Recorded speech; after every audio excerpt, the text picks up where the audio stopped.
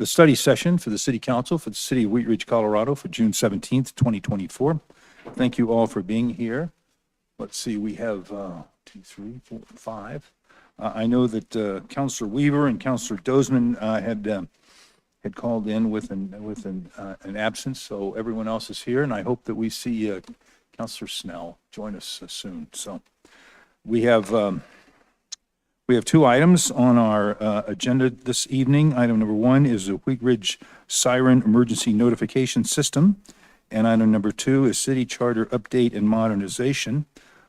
We start our meetings with public comment. I don't have anyone signed up to speak on public comment in the council chamber or online, so we will move past that item and go to agenda item number 1. This is the Wheat Ridge Siren Emergency Notification System update. And Mr. Goff, do you have a staff presentation on this item? We do. Jim Lawrence, our division chief, one of our division chiefs is here. Okay. Division Chief Lorenz, take it away. Good evening, Council, Mr. Mayor, Mr. Goff. So this is kind of a simple thought. I don't want to take up too much of your time because I know you've got a lot to talk about with the charter cleanup this evening. We established a siren emergency notification system in 2008, so it is now 16 years old. That was purchased with 911 Authority grant money, so it was a great deal at the time. But 16 years later, the equipment is not really viable anymore. We're paying maintenance on that every year, and we've come to the point where we're unable to get parts for some of this equipment to keep it going. To keep the system as it is intact, or to have an emergency siren kind of system, would be to really buy an entire new system. That's what Lakewood has been looking at. They have decided that they're not going to continue with the siren system. Arvada, City of Arvada had sirens, and they did away with them about 2 years ago. So it's really just a system that has seen its day. If we did replace it, we would be spending somewhere between $1.5 to $3 million to get the kind of system back to where it needs to be. But the fact is, it's really not necessary. In this day and age, we have the Lookout Alert system, which is managed by the Jeffcom 911 system. It hits everybody's cell phone if you sign up for it, and every landline is automatically set up for the Lookout Alert system. And you would get those notifications there. We also have the internet, television, radio, so many ways to get notified that this type of system is just too expensive, I think, to continue at this point.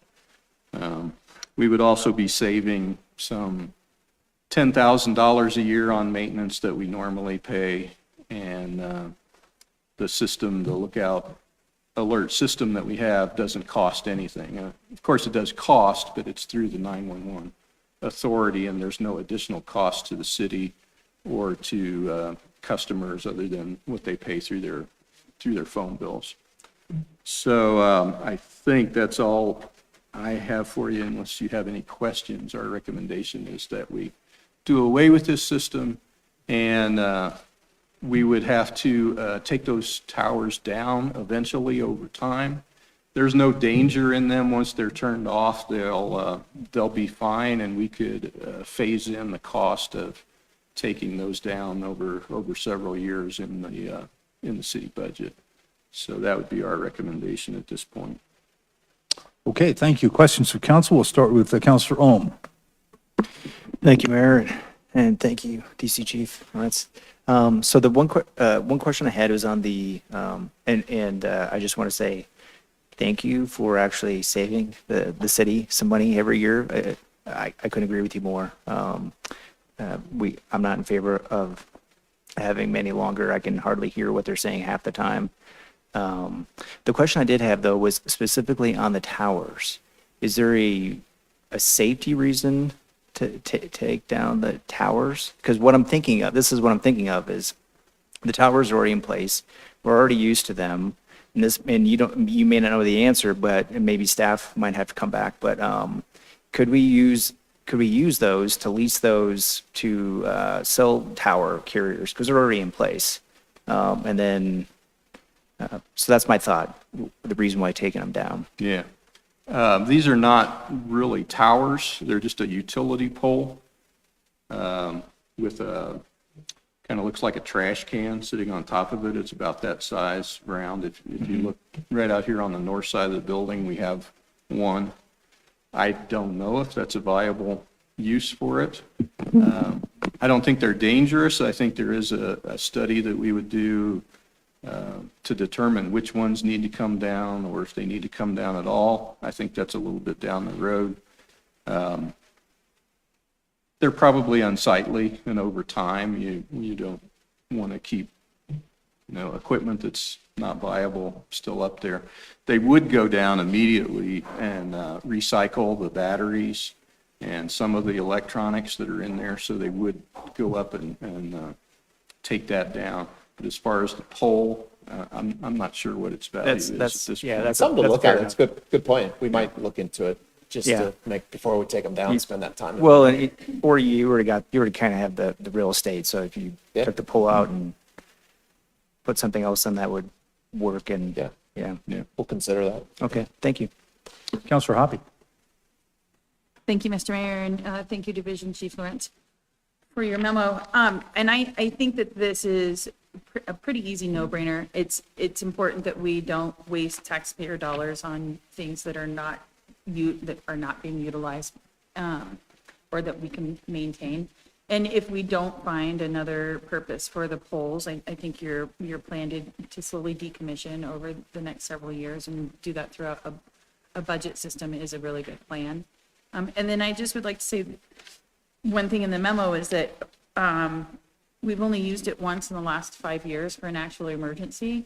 So that really does tell us how kind of obsolete this is. So, so I'm in support of moving forward with getting rid of them. Thank you. Thank you, Counselor Hulteen. Thank you, Mayor, and thank you, Chief Lawrence, for bringing this forward. I agree with everything that's been said. It's great to see something coming forward where we're like, let's not spend $1 to $3 million. So, and I really endorse Councilmember Ohm's suggestion of looking at adaptive reuse options, and I would like to add to that, maybe even asking the county. This is going to go out a little bit, but if there's any habitat reuse, because a lot of times they'll use tall poles like that for nesting options for some of the migratory birds that come through our area. So would just encourage us to be as open-minded about adaptive reuse as possible. And so I do have two questions and then just kind of a story. So I'll start with the questions. The new system that's being proposed, is it available in multiple language, or is it just an English only language? The lookout alert notifications? Yeah. It's a good question. I don't know the answer to that one. Yeah, it'd be good to know if that alert comes through, since it's coming on cell phones, if it actually comes through on the primary language of the cell user, since we know we've got a lot of non-English speaking people in our community. And when it comes I with, know we've talked with Alex Rose, our public information officer, and we'll start doing another drive to get people to sign up, some information that we'll put out, and it'll be in Connections, I believe, coming up, and maybe the mayor's message. Yeah. Okay. that I'll save for comments later. Then the second thing, we've talked for years about getting an electronic messaging board, and I believe we're getting more serious about one in front of the rec center. We are. It's out to, RFP is out on that. And several of you, if not all of you, have been contacted. If not, you will be by Lamar Advertising. They're looking at additional message board opportunities throughout the city. So that may be a discussion that comes forward soon. Okay, would it be possible for the system to tie into any city messaging boards that we have? The lookout system? Yeah, I don't know if that, Well, it certainly could be updated with the information. Okay, all right. So the thing that kind of like, when I was reading the memo, it kind of tells the story of like the last 16 years in our city. And those systems really came out of the war era and Cold War. And, we have a lot of other things, emergencies that we need to notify our city about. But it really, to me, kind of told the story about, where were we 16 years ago and where are we now in terms of how we connect and how we reach people. And I think I just want to celebrate that. I think as a city, we're doing the same modernization around reaching people, whether it's for an emergency or for community input. So just calling out a parallel path, and am happy to not spend $3 million to update it. Thank you. Thank you. Counselor Larson. Thank you, Mayor. Just a quick question here. Is the system still operating now? It went down in the last 2 months due to some kind of problem, parts problems. And it has either come up online just recently in the last week or so, or it will in about a week. It was estimated it would be up in July the 1st. So it sometimes goes down and it's not available. That's true. Is there then a timeline for when it would be sort of officially decommissioned? I think it would just be whenever the city thinks it's time to, probably a good time would be after we do a good public information program to promote Lookout Alert, and I would say after that. Yeah, that would be my suggestion, that it just doesn't just kind of go away. Right. Yeah. One of the problems we have with it is people they don't know what it is. And when the sirens go off, it just tends to get the more calls to the 911 system saying, what was that? And what is this about? So I'm not sure how much people are depending on that, but maybe the idea of it is something that they want, that they think that it's there that could be helpful. Yeah, and there's just, if I might, I had thought about this a little bit, and I'd like to put the idea of these emergency notification sirens into context. Our emergency notification system is a legacy, as Councilmember Hulteen pointed out, of the civil defense sirens going all the way back. For those of us who grew up in the 1950s and 60s, the wail of those sirens was a weekly reminder that dangerous events in some far-off part of the world could cause widespread destruction, even in our quiet neighborhood. During that time, our parents held fresh memories of the World War, even while the Cold War occupied daily newspaper headlines. Every Tuesday morning, our local civil defense sirens were tested with a full minute of that mournful wail. During that minute, teachers stopped teaching to remind us that it was only a test, but if it were a real emergency, class, what should we do? There was even a stretch during the Cuban Missile Crisis in 1963 when the weekly sirens meant the entire class was to quickly file into the hallway, stand quietly facing the wall, and wait for the voice in the PA to tell us it was okay to return to our classrooms. For my classmates and I, there was always something ominous and chilling when the sirens sounded their weekly test. That sound meant serious business, and fooling around was not tolerated. Civil defense sirens have been employed across the U.S. and in countries around the world for 3/4 of a century. For many years now, civil defense sirens have been integrated with broadcast media, text message, or voice alerts. And certainly if the siren sounded and it was not a regular test, something dangerous was headed this way. Now the civil defense sirens are going away, and we are asked to rely solely on our phones to warn us of an emergency, a weather emergency, or other impending calamity. To be sure, once the city of Wheat Ridge retires its emergency sirens, few people will miss them. So the next time you're in a restaurant and every cell phone in the room goes off at the same time, be grateful that we no longer have to listen to the ominous wailing of the emergency siren.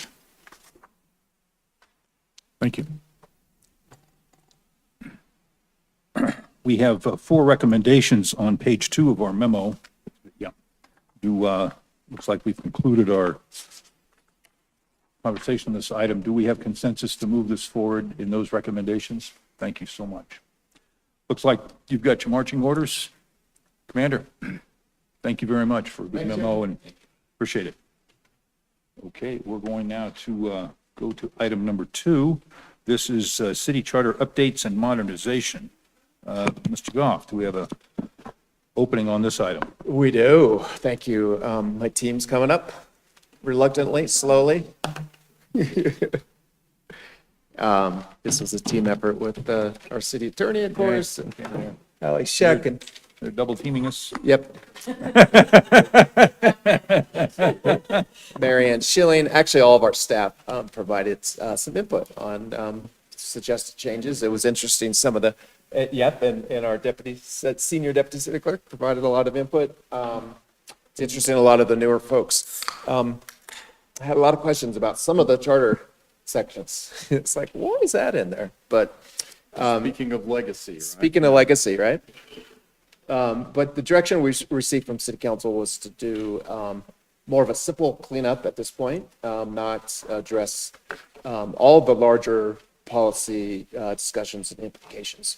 We do, just so you know, have a list of those for another discussion. If you'd like us to come back at a future date, or if you want to talk about them tonight, we're willing to do that. But what you see in front of you in your packet is, again, more of a general cleanup of the city charter. And I listed in your memo some general cleanups that we made throughout the charter, and then some specific sections, citations that where we had some specific changes. So we'll just go through those, maybe one at a time, and then we'll open it up for questions. But a little bit of history too on the charter. The charter was adopted in 1978 as a home rule charter, about almost a decade after the city was incorporated. We've had numerous changes throughout the years. I think the most recent one was the charter changed to remove the height and density restrictions from some urban renewal areas in the city. One of the other major charter changes that happened in 1995, if I remember. Were you here, Mr. Dahl? We went from a strong mayor form of government to city council, or a council manager form of government. Those were the main two, I think, primary charter changes. There was a couple others to address some date issues with elections, and a few maybe other small cleanups. But again, tonight we have in front of you several suggested changes. The first one is to modernize the charter, as we mentioned earlier in the issue statement, for addressing gender pronouns. Throughout the charter, there's many references to individuals using he, his, and him. Mr. Dahl's office did a great job of redlining this. One of his paralegals, I believe, paralegal, Cindy. And went through and found all the he, his, and her, hims, and changed those primarily to the actual position titles. So instead of he, him, or his, it was the city manager, the mayor, the council member. I think there was only maybe one reference or two that we used they or their to refer to the individual. Citizenship neutrality, somebody said that for that, neutrality. The charter referred to citizens throughout, and as you may remember, we did make these changes to some of our other documents and forms throughout the city with our council rules and some of our meeting procedures. So we did change that to residents throughout the charter. I'm sorry. Do you want to see if we could get consensus on these items as we go through them? Yeah, if you want. You know. Sure. Maybe we go back to, I mean, some of them are more particular, but maybe we Yeah. can dispense with this and That's rather fine than with me. going back over. So, speaking of gender pronouns, do we have discussion on that? Do we have consensus to move in the direction that the document's been edited? Consensus to move Okay. forward, so that one's okay. Terrific, thank you. Okay, how about citizen neutrality as expressed? We have consensus on that? Terrific. Great That takes you suggestion, to- Mayor, thank okay. you, thank you. You really, we're gonna get out here in Well, record time. maybe. we have a lot of work to do tonight, All so right. let's just keep our noses down. I'll turn this next one over to Mr. Dahl maybe, but legacy and transitional text. There was numerous sections referenced here, but do you mind, Mr. Dahl, talking about that, why that's recommended to remove? Sure. When the charter was approved, there was basically a transitional period where a number of provisions were placed in the charter to address the fact that some things needed to happen after the charter was approved, but before they could be effective. And you see the list of charter sections there, and we can dial to them. Some of them are. Yeah, maybe as an example. Yeah, when you get to them, you'll see that the examples will kind of pop out at you. Let's go to, I think over in 17 is a good. Yeah, go to the last spot page, toward the end, because page that's really 30, where they. 37. It says, 37 to 38, status of transitional provisions. And it's this transition period, it says, from November 6, 79 to December 31st. To after that period of time, we have to put into effect the provisions of this charter by resolution, designate the dates of various provisions become operational, continuation of elected offices, continuation of boards and commissions, and appointed officers and employees, because before the charter, you didn't necessarily have a city administrator in the same way, and didn't have the same officers and employees that we have now, at least by title. And so there's this transitional period that was designed to make sure that everything, all the officers and employees still had, or were assured of having the same powers that they otherwise had, so government didn't grind to a halt while this transitional period took place. And of course, that's long ago now, and we don't need any of that. That's why I think we kept the effective date, and we've kept 17.2, which probably we could actually live with that as well. The prior sitting legislation, 17.3, that's fine. There might have been some ordinance before the adoption of the charter that's still kind of floating out there. That doesn't do any harm, but we got rid of the rest of that. There were some others in between where, and it may be also found in the election sections, as the council will recall, in changing to the council manager form of government, I think at the same time, we changed to elections every 2 years, but with staggered 4-year terms. Before that time, everybody was up for election every 2 years, just like the House of Representatives. So everybody's always running all the time. Mayors were up, treasurers up, city clerks were up, and all council members. And that worked, but when we went to the 4-year staggered terms, that left references in the charter that didn't match up with that. And we can dig into them, but you see what I'm saying. And we had to build some transitional periods because, of course, we had a bunch of council members, all of whom their terms are going to expire. And so what happens in the next election? So there were some holdovers and some transitional periods built in to that charter change in 95. And we're getting rid of those, no longer necessary. Okay, any questions? I don't see any. Do we have consensus on updating the legacy and transitional texts, and we do on that? So, okay. Going to the form of government. Does everybody like this form of government, or want to have something else? So no change in the form of government recommended. It's just the current charter has a kind of an archaic diagram, maybe, if you want to use that term. It was suggested to be removed and just to be replaced with a definition of what our form of government is, council manager form of government. And we've included that text in the red line. So this proposes to delete that graphic? Yeah. And to replace and to add a definition of what a council manager form of government okay, is. yeah. And that's new text, and you see it at the top of page 3. I do. Any questions or consensus on moving forward on that item? Okay, that one looks okay. Yeah. Okay, the election commission, 2.4. Yes, and this was a suggestion from our senior deputy city clerk. This was just to add some clarification language that it's the state of Colorado's Department of State that confirms proof of residency. The current charter has that language in that proof of residency would be checked for qualified voters, and this was just a clarification statement. Any questions on that, or do we have consensus to approve that change? Margie, did I get that right? Is it? Okay.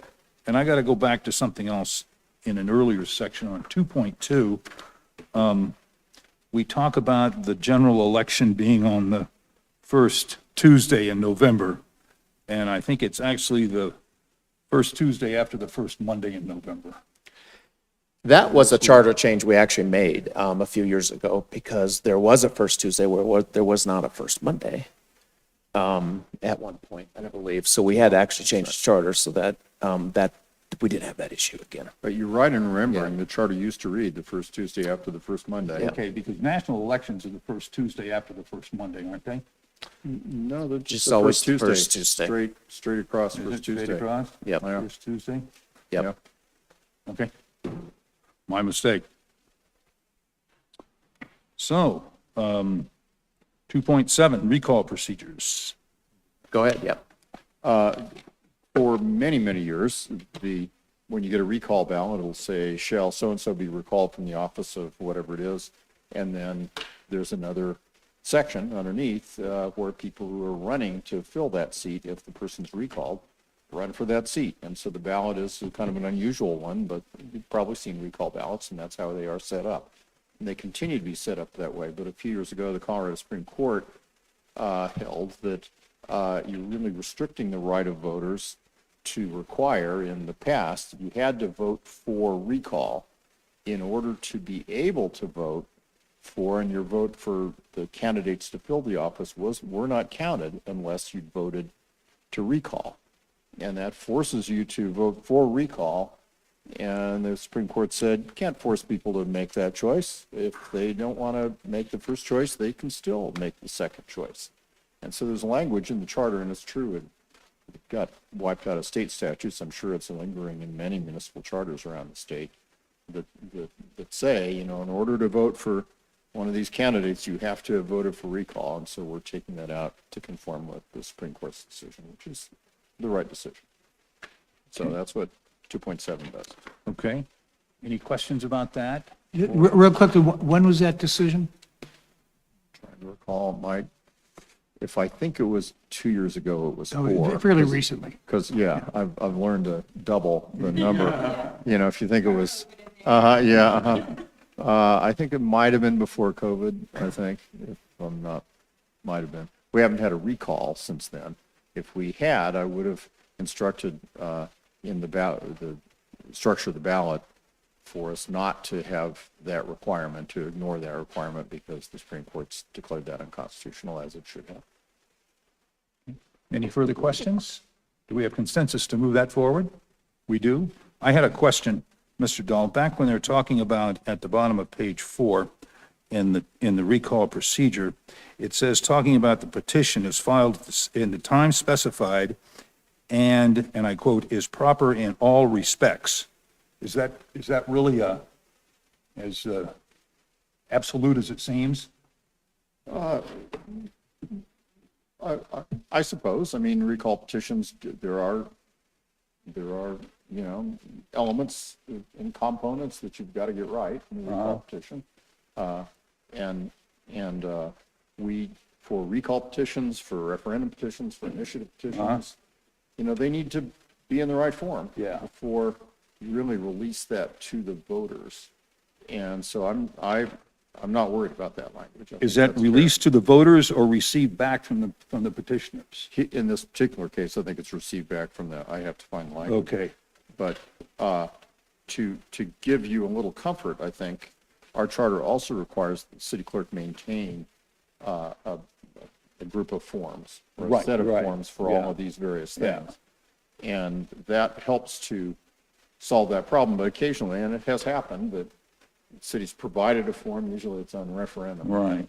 And what comes back to us isn't the same for whatever reason. So I think that standard, I'm not offended by that standard being in the charter. Where on page 4 are you? Well, I'm looking at the last paragraph, the Okay. second sentence, the second line in the last paragraph. Petitions filed in proper and all respect. Yes, so let's think about this. So the recall petition went out and signatures are collected. Right. Right? And while the form might have been correct initially when it was sent out, it's got to be proper in all respects. And here's a good example. It's been disassembled and Right. reassembled. And so the warnings and the other things Yeah. that are on the form weren't available to the people signing necessarily. And it's the city clerk's job, and this has come up within the last few years, it's the city clerk's job to make sure that that petition remains proper in all respects. So if you've got obvious disassembly, if now the petition form came back and some of the pages are a different color, and so you begin to wonder if the integrity of the petition form was maintained as it was being circulated. I think it's really important, actually. I'd push back and say it's really important for that standard to be available for the city clerk to say, well, this petition is not proper in all respects. It's been disassembled. Well, and I was thinking of more of the signatures that were on the petition. Are they required to be proper in all respects? Well, yes, in the sense that the city clerk has got to be able to verify that these are actually registered voters. And as you well know, there's a process we go through. But I think that proper in all respects really just reflects the standard that the city clerk applies to not only the physical form, the color of the pages, but also that, okay, there's no address. You've left out the city. We can say no for that reason. That's also reflected in the statutes on recall. But if the concern is that that establishes too high a standard, I don't, and maybe I'm putting words in your mouth, it, in my opinion, doesn't. That's really the function of the city clerk. No, make but sure of that. if there weren't sufficient signatures on the petitions to move forward, would that be not, not proper in all respects? Sure. I'm trying to figure out what. Well, I'm looking back, well, we're going to go out and cure a bunch of signatures that are on the petitions. Right. And if they were not proper in all respects, why would you be going back to cure something that wasn't proper in all respects? Is there a difference there? I'm not really following the question. That's a state law. Yeah. To allow. Right. Yeah, so we have that. So. Okay. Well, that was what when you look at proper in all respects, and just Right. take it on the plain words, you would say, well, why would you have to, why would there be a cure period? Either it was proper and approved, or it wasn't and it was rejected. So I'm wondering, where is the gray area? Well, it's not so much gray as that's a gatekeeper to get to the council to set the election is a proper petition. Okay. And a petition could be improper for, again, the state, it's been taken apart and restapled, the color's different, signatures are insufficient. Right. There just aren't enough. Yep. And if that's all true, then there's a cure period, and that's fine. It can be cured for numbers of signatures. The city clerk in the past has rejected petition sections, for example, for not having the affidavit circulated. Right. So 20 signatures, even though they're fine otherwise, are out the door because so it goes back, it goes out, comes back. But the language of proper in all respects, I think, is still the gatekeeper language that the city clerk can rely upon before that petition's released to the council to set the election. Okay, thank you. Yeah. Okay, let's go on to the next one, which would be, that was recall, city manager. It's section 3.4 under city manager's duties. This is a cleanup to fully implement the council manager form of government duties for the city manager. I believe that was an oversight that was not changed in the charter when we went to city manager form or council manager form of government to give the city manager the ability to sign all contracts binding the city. Currently, the mayor does those. The language is still in the charter for the mayor to sign documents. Remember that language required His signature. that require the mayor's signature. This just gives the city manager the ability to sign contracts. Do we have a different dollar limit that we work to? Today, the limit is, and this is not a charter detail or a code even, it's just a council policy that anything over 75,000, well, there's several different limits, right? Anything over $75,000, that's a budget. Even if it's budgeted, it has to go to council for approval. But then we also have a letter of delegation that the mayor has signed that gives the city manager certain authorities to sign certain documents under that $75,000 limit today. And we have used that because of this chart, as the mayor well knows, and prior to the mayors before him, to address this, to work through this charter provision, because there are a lot of, and every day, there's something getting processed here at the city. And it, for example, there are various warrants and other things that are just really automatic that never find their way to council. And we've got to operate the city and pay for stuff and enter into all sorts of contracts. And the mayors, including Mayor Starker, have been very cooperative in signing a mayor's delegation letter that I invented a couple of mayors ago to address this, whereby the mayor says, I recognize I've got the power to sign contracts.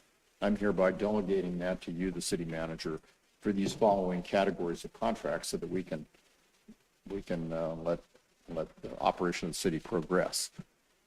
This would eliminate the need for that and would confirm the ability of the manager to sign contracts that honestly have been, there's money appropriated. You can't sign contracts that aren't in the budget.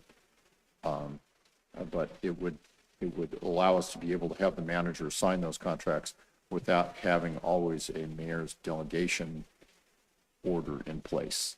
I think since Joyce J., the mayors have been great about that, but I always have to remember to get it done. Councilor Stites, Mayor Pro Tem Stites, pardon. My question on that was, and 95 is a while ago, I think I was 10 or something back then, so I don't quite remember.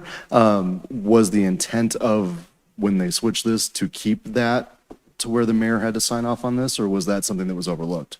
I think that was existing language even pre-95. In other words, that was, and I'll check in the book in a second, but that was language, I think, that was pre-existing in the charter prior to even the switch to the council manager form of government, I think. Well, I understand that was pre-existing, but was the intent when they voted on this in 95 to keep that in the mayor's I see. purview I see. and not move it to the, just knowing It could have that they kind of switched probably. it, but they also kind of were like, we're not sure this is going to work. Fair question, fair question. I think in 95, I have to get that valid question back in front of me. But 95, of course, we had to set out the duties of the manager that were, more than just the duties of the town or the city administrator at that time. And one of the duties of the manager, I think, presently in the charter, is to enforce contracts. And since then, I've continually been asked, and every manager will ask, can I sign this? It's the council approved it, now we're amending it in some small way, but does this need to go to council?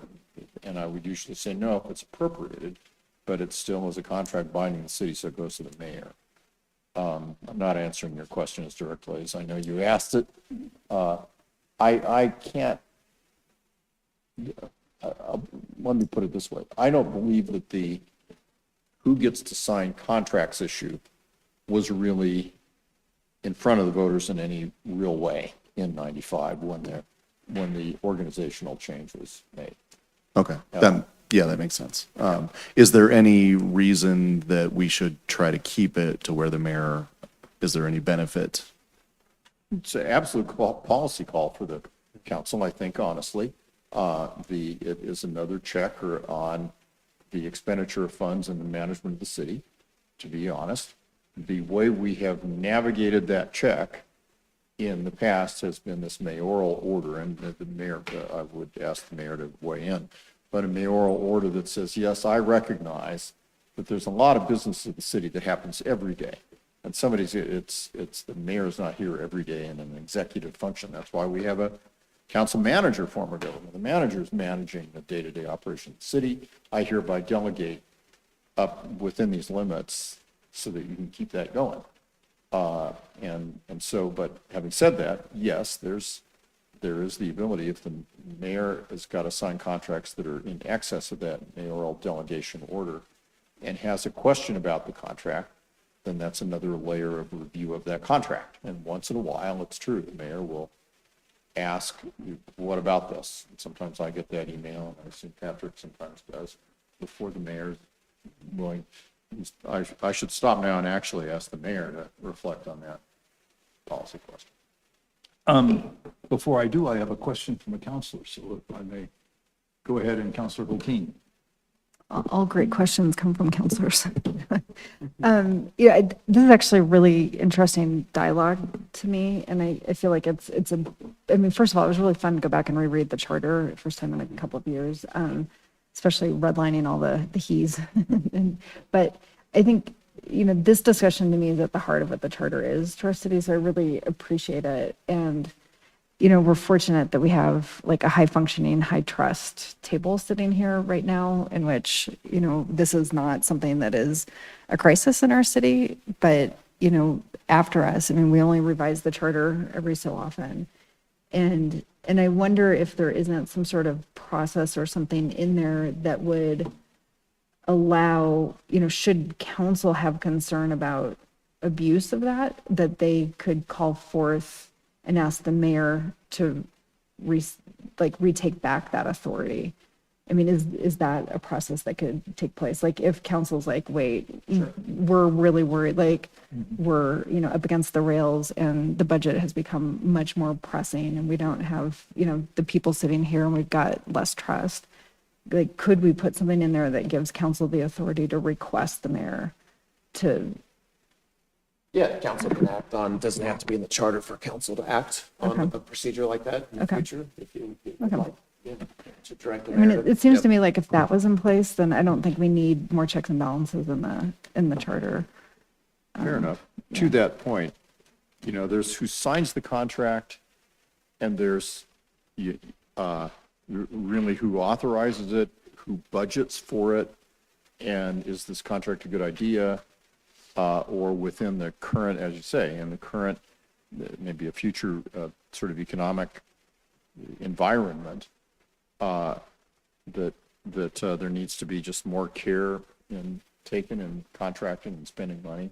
The council has full authority to vote or to do an ordinance that says, we'd like to put together a somewhat different contract approval process for contracts in this category.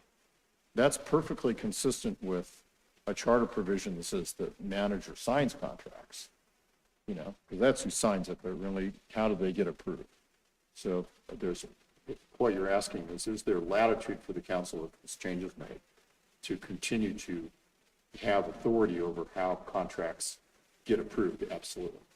Okay. And I mean, to me, I look down the line, I think the efficient running of our government, I mean, to have our city manager to be able to sign those contracts makes a lot of sense and is efficient and good use of time. And I just think about like, if I were mayor, and if I were having to think about signing contracts, that would be a lot of busy work. So anyway, generally approving this, I think it's a good discussion, looking at like where we were when this was in there and where we are now as a city. So I'm in approval, but if we were in a political situation where there was more doubt cast on the finances and management of the city, as long as the council or mayor has some authority to daylight those or readdress those, then I think I'm feeling super comfortable with it. So.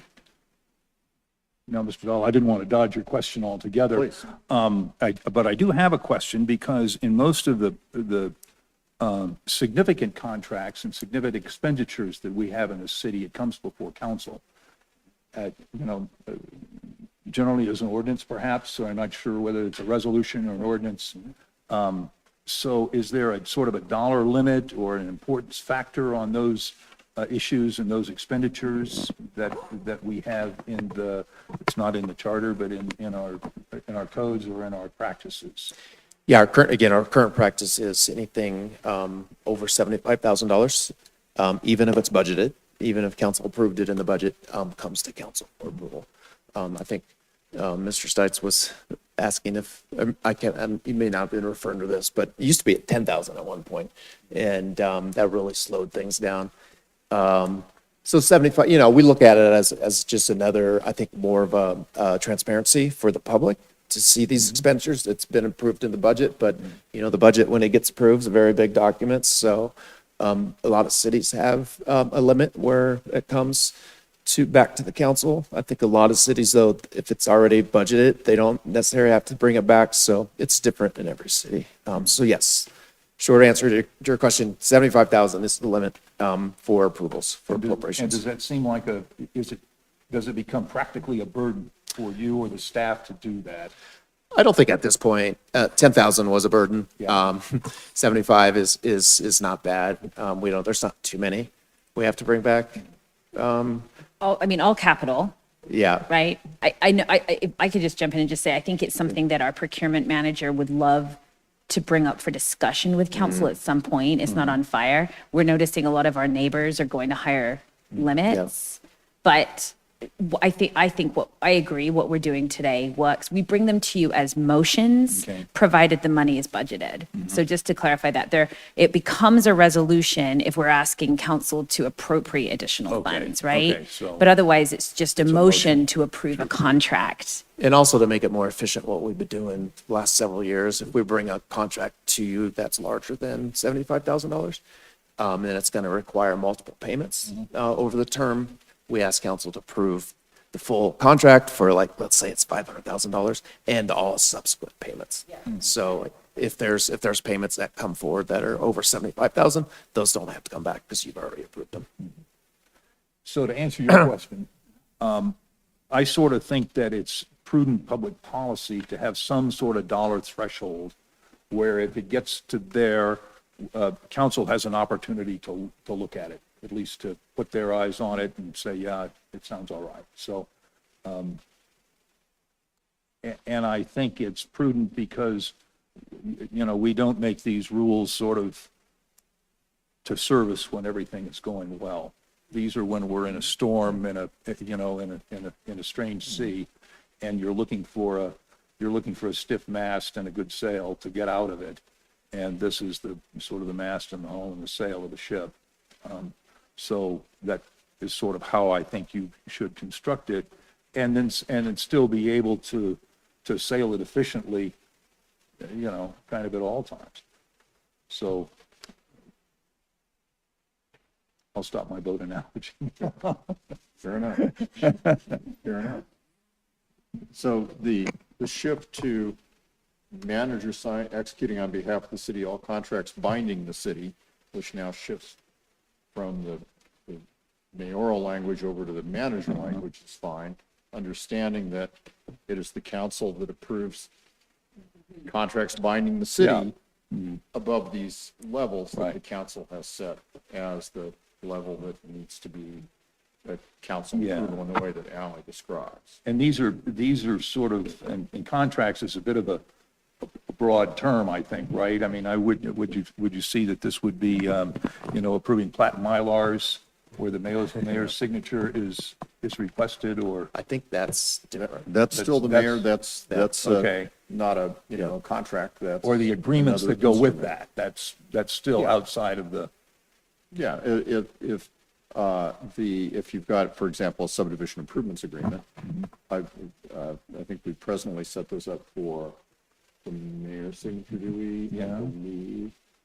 Yeah, I think well, so. Or at least the plat. the plats are, I the don't know plats about are, SIAs. Certainly. Yeah. yeah. I don't know about SIAs. I was thinking about this coming down here today. For example, deeds and other property instruments, for lots of good reasons. To begin with, it's a contract in the sense that the city is saying, yes, we hereby convey this property to you, but it's also a conveyance of real property, and the title companies will always require that they see a mayoral signature, and the city clerk, not the city manager's signature. So there'll be a range of things, and sometimes we run into, bond companies and other entities we deal with that say, that's fine, but we need, our protocols require the mayor to sign. So that's why the retention of documents requiring the mayor's signature in 3.2 is important. And that language still remains in the Okay. charter. What's been deleted is all contracts in writing binding the city, all conveyances of interest in land. Honestly, I think I'd restore that because as a matter of practice, the title company is going to require that be a mayoral signature. Because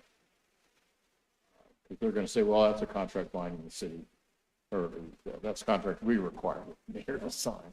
So I was noticing that as I came down, I would restore that.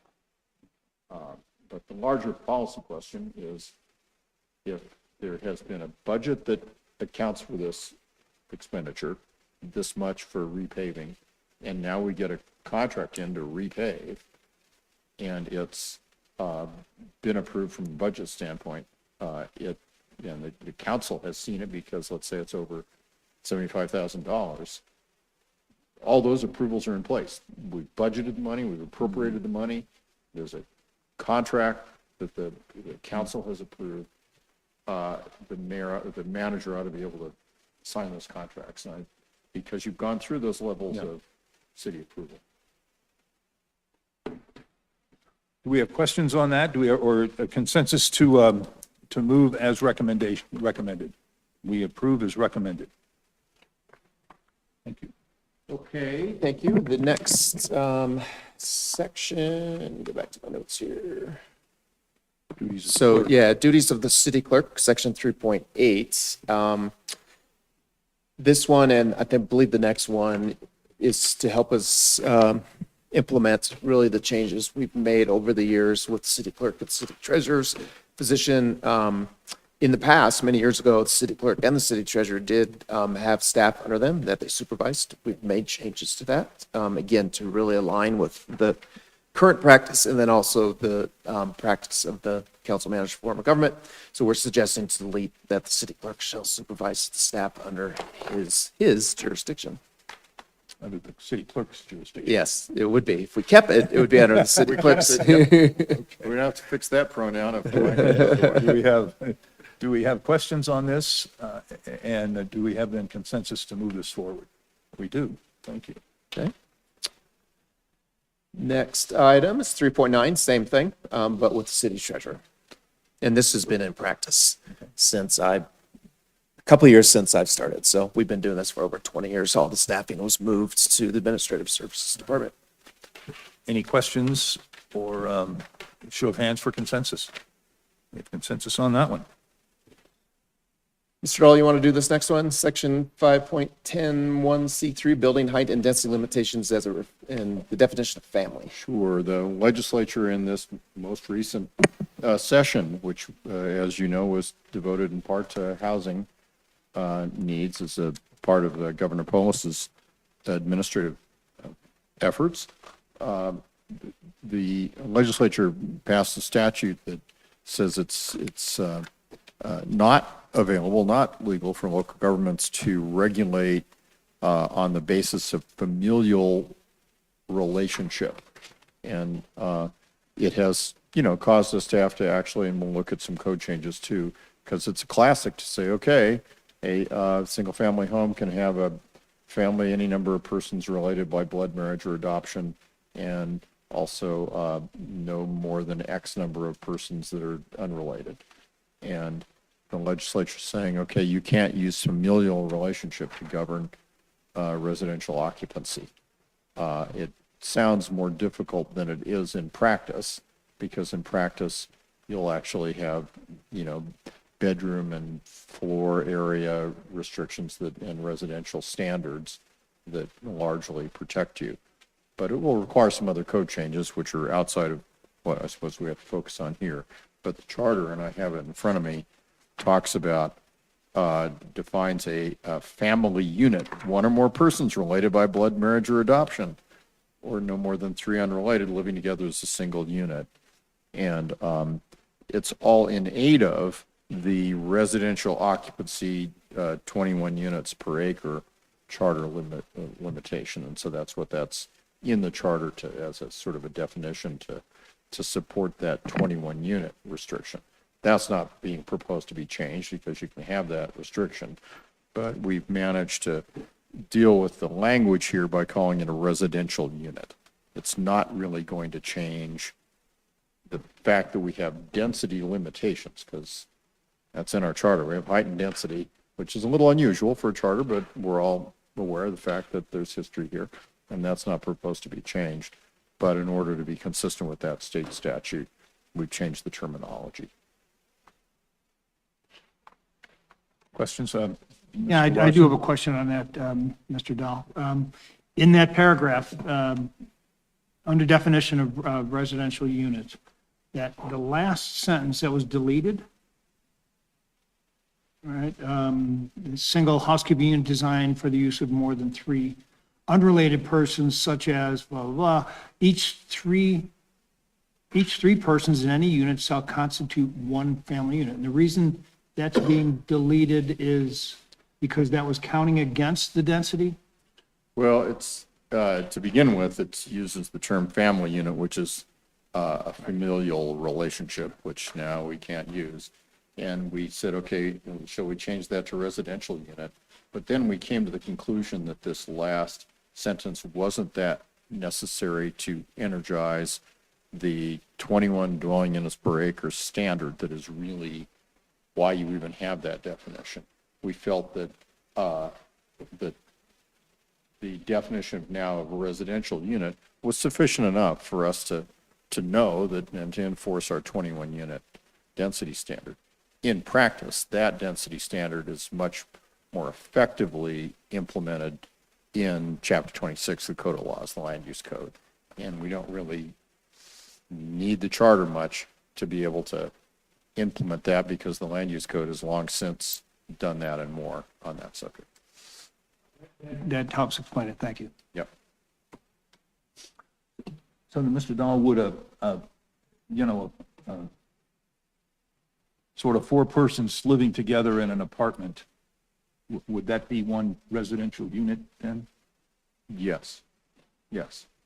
It would. And I know that as a result of this statute, we're going to have to look more closely at Chapter 26 and decide whether there are sort of, because the legislation went on to say, this doesn't mean that you can't regulate for safety and for residential health and safety standards, et cetera. Based on square footage. Based on square footage and I think plenty of tools. Yep. But the place for those tools and to really get down in the trenches and get it done is going to be in the land use code. And we have changed some of the language already in the code where we used to say single-family residential unit. We're saying single. I can't remember now what we were calling it. We changed it to, we got rid of family. Just single unit, maybe, is what we're calling it. But There's no question there'd be more work to be done to implement that state statute, but the tools and the place to implement that, no question, is the land use code. And I wouldn't want the charter to get more complicated around that. In fact, less, because I want the charter to be not in the way of our being able to take whatever alternative options are good for us in the land use code. And this landscape may change even more legislatively, and I really don't want the charter then to be in the way of our being able to get done what we need to get done in the code. And so this gets family out of the charter. It does. Okay. Do we have questions on this? And do we have consensus to move this issue forward? We do. Thank you.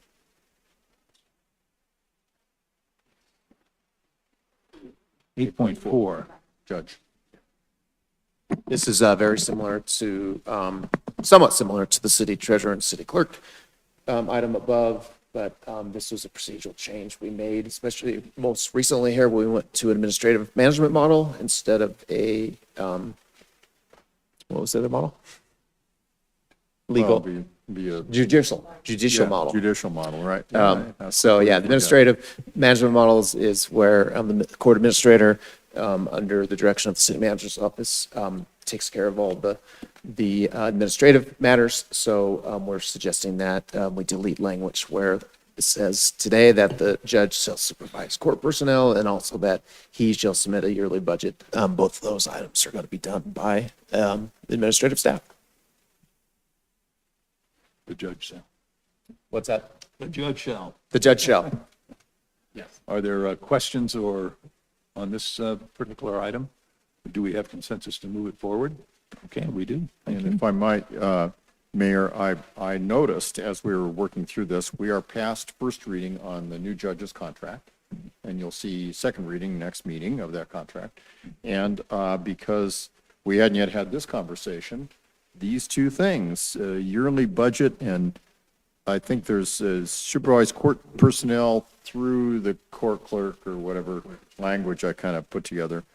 That language should come out of that contract. So you'll see me on second reading asking for a motion to approve the contract with 2 minor deletions, and I'll ask that these phrases be deleted from that contract. I'll alert the judge that we're making that change. But this gives me the opportunity to explain to you why I'm going to be asking for that and make it less problematic when I do. Okay, thank you. Okay, you're down to 10.12.D. That one was consensus on that one. Did we get consensus on 8.4? We did. We did. Yeah, Okay. we did. Yeah, the last item that we have listed here anyway is amendments for adoption. Currently, the charter, interestingly, this is kind of a weird charter restriction. We thought we have quite a bit of authority with the budget administratively to move money around, transfer money within the budget that council approved, right? But for some reason in the charter, there's a line that says any transfer from, let's say, the police department to the Parks and Rec department between budget, even though it's already budget, has to come back to council for approval. We're recommending that we change that so that it gives us more flexibility, because we do, a lot of times there could be salary savings in one department over the course of the year, and we might need some funds for, let's say, water or snow removal equipment or something that pops up in the Public Works Department. Instead of coming back to council, we suggest that we delete this language so that we have that ability to do that administratively. Moving funds around. Any questions on that? Consensus to move that forward? Okay. Okay. That's all we had that we highlighted. If you read through the full red line, you see there was a few other very minor wordsmithing items that just kind of fall under the general cleanup. I believe one example is there was a section in the recall procedure where the city clerk has 48 hours to mail a copy of a to the elected officer who's being recalled. That we're suggesting that changes to 2 days in case 2 business days in case it's sent in on a Friday. That would require the city clerk to have a letter out by Sunday evening or something. So that's one option, one item. There was a few others that were very non-substantive changes that we didn't feel were needed to be highlighted. But did you have anything else, Mr. Dahl? I do, in terms of moving forward. This will need to take the form of a ballot question, right, to amend the charter. And the art in that ballot question will be encompassing all the things that are in here. And the law is fairly forgiving. You just need to be really fair and complete in your ballot question. But I would not expect the ballot question to be 10 pages long to say, shall this paragraph be changed from this to this? I've got a draft of a ballot question going, and now that we've had this session, I'm going to rely kind of heavily on these categories that are here. But it won't be a short ballot question because there's a lot of change, but happily the categories are definable. And what are there? Maybe 10 of them or so. So that next step for me will be to create some draft of that. And I know you're going to want to see it, and it will. I've got a question. It will probably includes additional technical and grammatical, et cetera, changes as shown. And when the ballot goes out, we also accompany it always with the proposed, changes. And so we'll have to figure out how we can best format those changes to make the whole ballot process understandable and transparent to the voters. So any other question? Councilor Hulteen. Thank you. That was, so I think the thing I thought about the most over the weekend reading this was, we talked about, I think this stands alone. We should be doing this regardless, but we're also at the same time looking at another ballot measure this fall around the heightened density with Lutheran. And we were tying the discussion of, if we're touching the charter, how is this communicated? How do we talk about the value of these changes? Because I mean, going through all these technicalities, I agree with all of them. When I look at them as a whole, they feel overwhelming to me as the average citizen to look at this, and I worry that it's going to default into a no, because it feels like a lot. So I'm not saying let's not do this, but I just think as we move forward with next steps and we're looking at how, how do we package this within our obligations on how we do ballot measures, I think we need to be really mindful of that, accurate and transparent categorization around this, so it doesn't, because, when I read these, I'm like, oh, the judge, the treasurer, the, election commission, recall procedure, these are all firebrand things nationally right now. And so I just really want to make sure that this doesn't end up like coming off as like, it's an administrative technical correction, but it can very easily read like we're trying to shuffle, our government's, chairs on the deck of our ship, our boat. So I don't have a specific like recommendation or request other than I think we need to be really, really intentional about that as we move forward with it, because if we don't package it correctly, it could impact other things that I think are aligned with this fall. So that's just, I wanted to raise that. Counselor Hoppy. Thank you, Mr. Mayor, and thank you, Councilwoman Alteen, for your comments. I agree with that.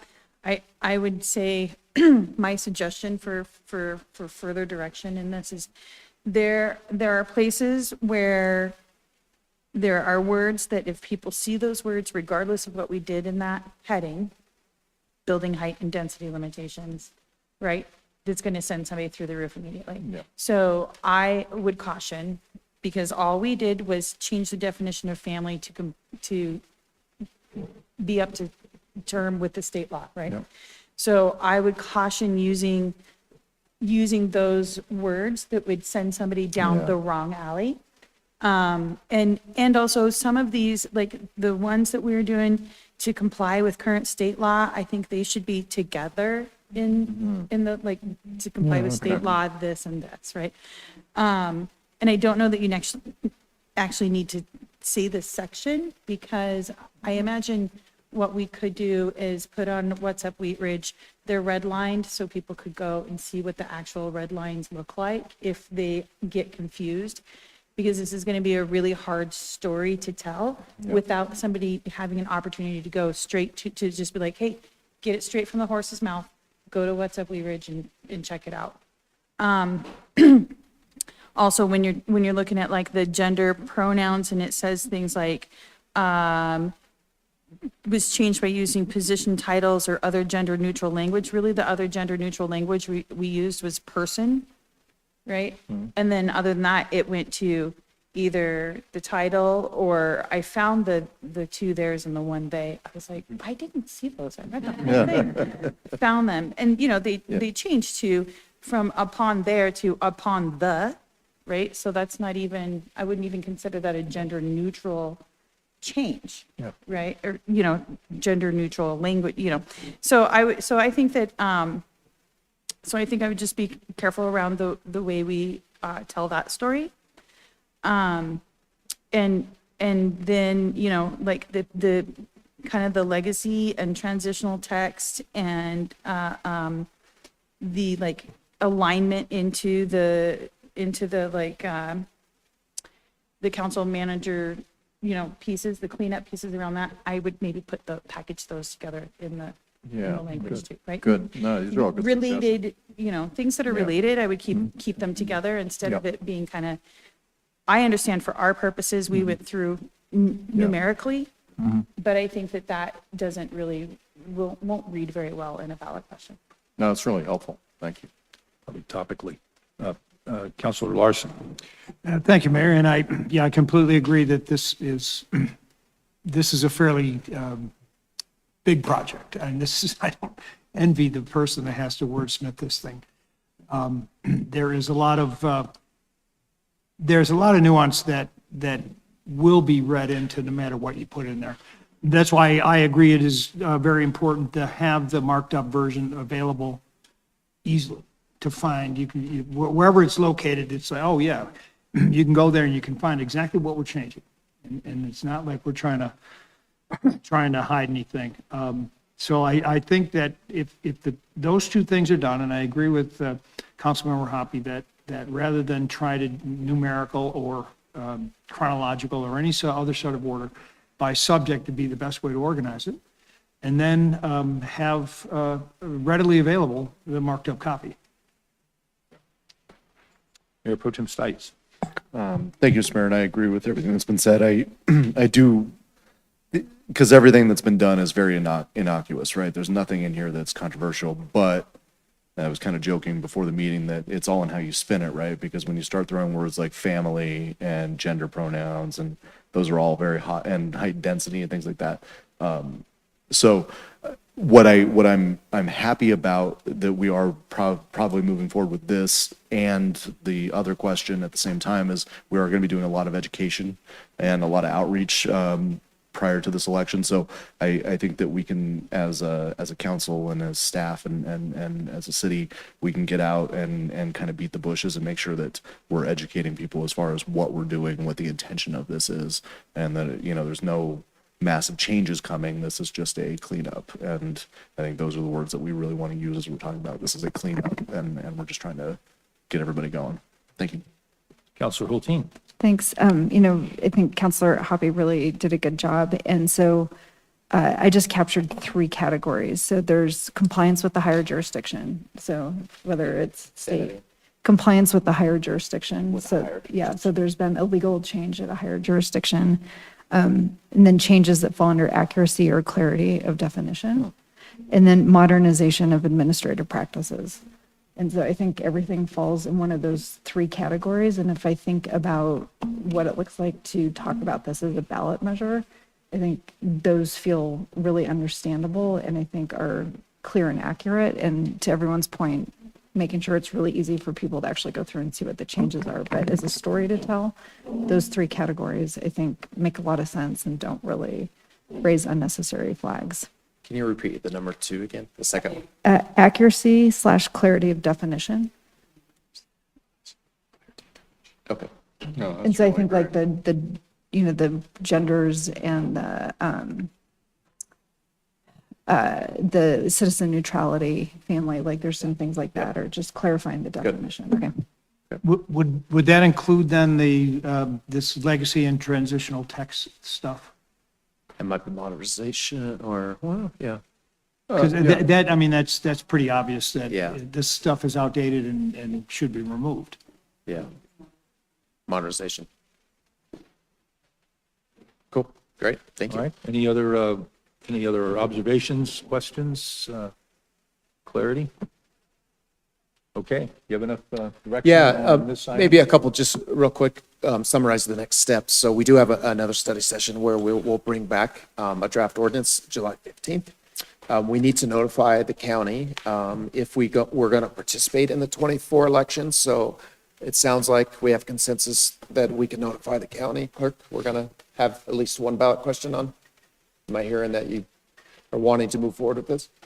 Then we'll bring forward the first reading of the ordinance August 12th, second reading August 26th. We'll also have an IGA that we'll bring forward with the county clerk for the coordinated election. So in the last day we submit the ballot language to the county is September 6th. So we're on schedule. We've got some good time left here to come up with a great draft. Okay. Counselor Hoppy. Thank you, Mr. Mayor. And I just would like to ask for consensus that we ask staff to come back to us in a future after this year, sometime next year, to discuss what we want to do as a future in elected city clerk and elected treasurer. Because if those are some things that we might want to maybe change in those are bigger pieces in our charter. And if those are some things we might want to change in our charter, then that's something we should be reviewing over the next couple of years. Timing wise with elections for those 2 offices, it will need to be done into 2025 or the 2026 so that they're not running for office while we're running a question to asking to get rid of them as elected officials. And so I just wonder if I have consensus to bring that forward.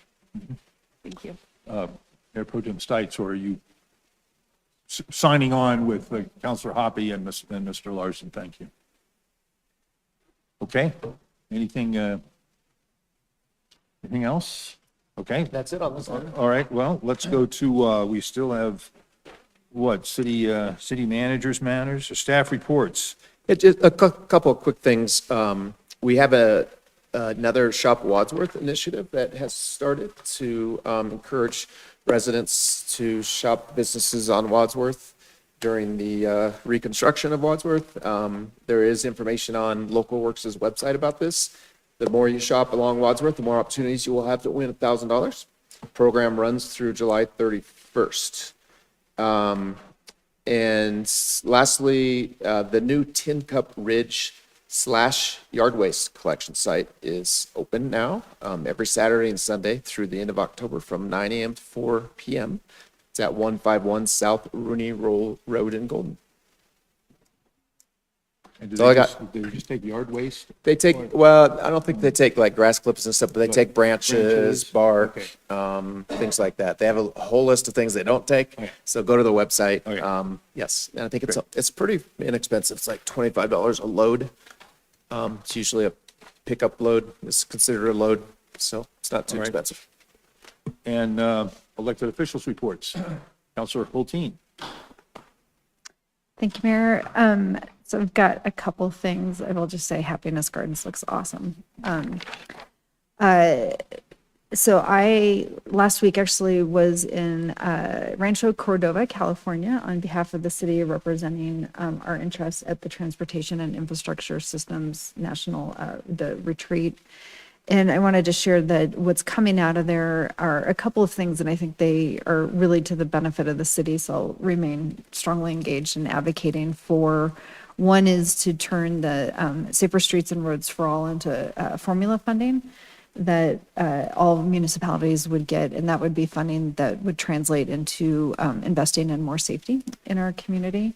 But the biggest thing that's really coming out of it is really strong advocacy that I'm helping shape on the policy subcommittee to ask for the next transportation reauthorization, that the funding goes directly to municipalities and to our MPOs, so that we've got more direct funding that we have more control over for local and regional priorities, and that it doesn't have to touch or go through the state. So really, and there's some pretty bold and exciting numbers attached to that NLC is proposing that we advocate for. So the next steps with that will be policy development over the next couple of months, and then recommendations coming at the city summit in November in Florida. So just want to let everyone know I was representing that. And then I have a question. What tools does the city have to request bike parking be installed somewhere? I do most of my grocery shopping either at Sprouts, which has bike parking, or at Safeway, which does not. And Safeway, because it does not have any bike parking there, people, including myself, end up fixing their bikes to the ADA ramp, because it's the only rail that's in front of the Safeway. I'm very mindful about doing it not in where wheelchairs would be accessing the ADA ramp at the south end of the Safeway store. However, twice this week, I cannot tell you how many times I went to the grocery store this weekend, but twice this weekend I went, and there were like big e-cargo bikes that were in the ADA ramp, because it is the only place to fix a bike there. So I don't know if that's something the city, I mean, I would love bike parking everywhere, but in particular, this is creating a conflict so that people now in wheelchairs are forced to actually go into the roadway because the ADA ramp is blocked by bike parking because it's the only place to park. So Yeah, it's a good question. I don't know. We'll look into it. I don't know what we can do retroactively. I don't know if even new development plans required or not, but as you know, we've been making changes to residential development that have to require. I think in the So- commercial, we have bike parking in the Yeah, commercial. so I'll look into it on what we Okay. could do on something like a Safeway. Yeah, just because, yeah, it's creating conflict for the Yeah, ADA use. yep. Okay, right, that's all I got, thanks. Counselor Rome. Thank you, Mayor. And I've asked about the bike parking, e-bikes for commercial, and had conversations with Paige over at Local Works to try to see if we could do some conversions, like City Fort Collins have taken a parking space and doing something decorative.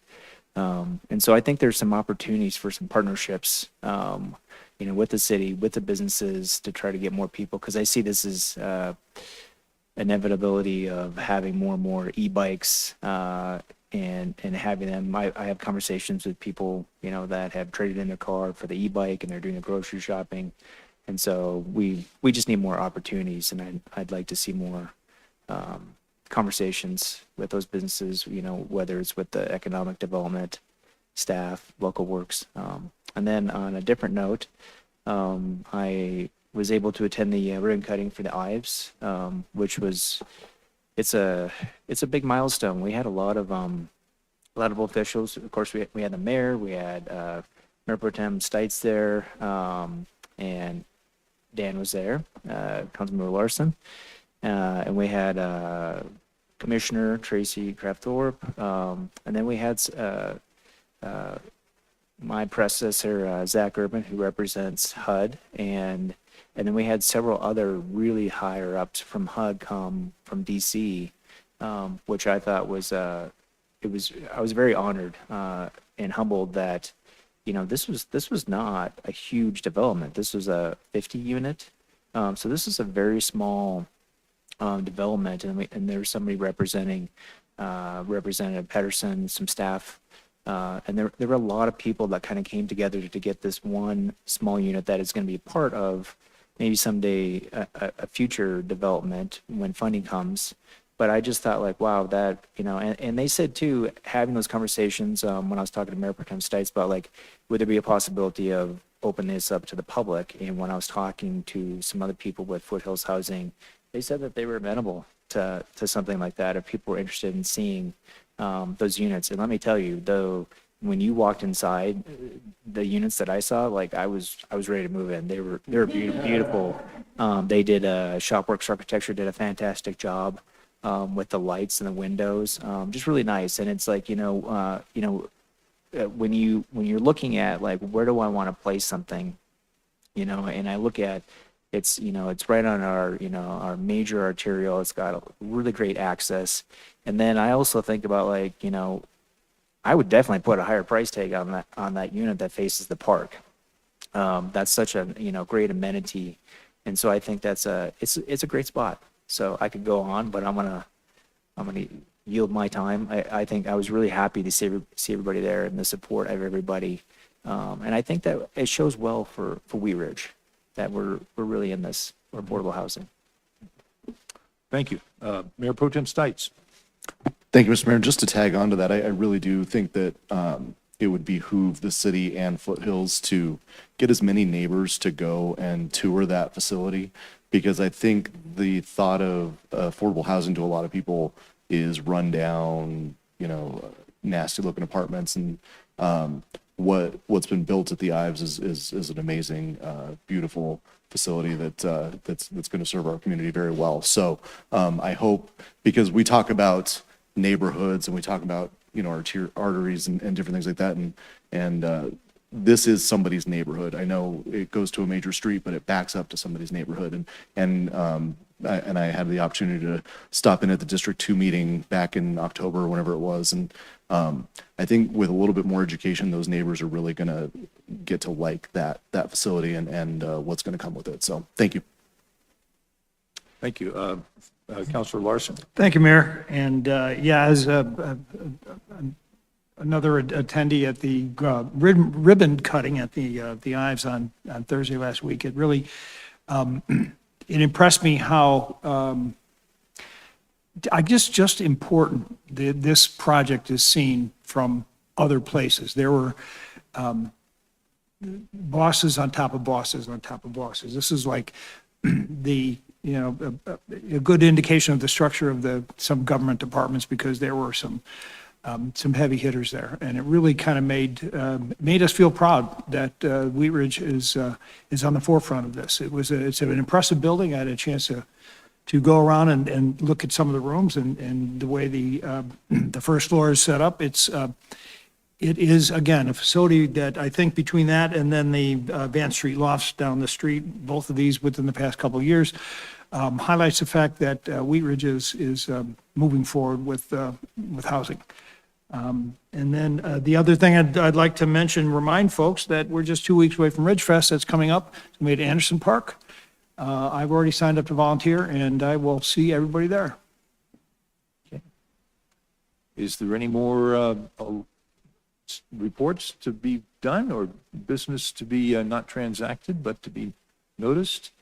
We will be back here 1 week from tonight with a regular meeting. And at that point, we will be transacting lots of business. Yeah, and also, I'm sorry, this Wednesday is a holiday.